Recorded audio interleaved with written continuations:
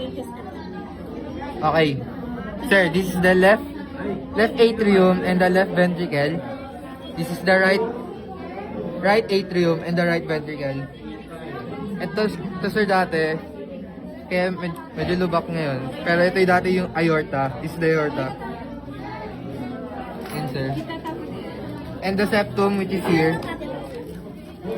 Ito yung septum. Itong mass na to. Meron lang ng ano, pang tawag dito. The tricuspid valve which is here. And the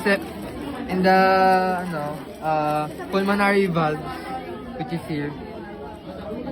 Pulmonary valves. And the chordate tendineae which is here. Ito.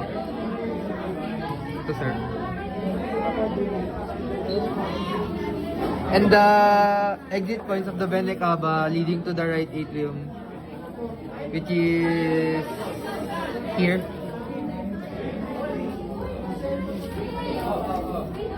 And the exit points of the pulmonary vein, which is there.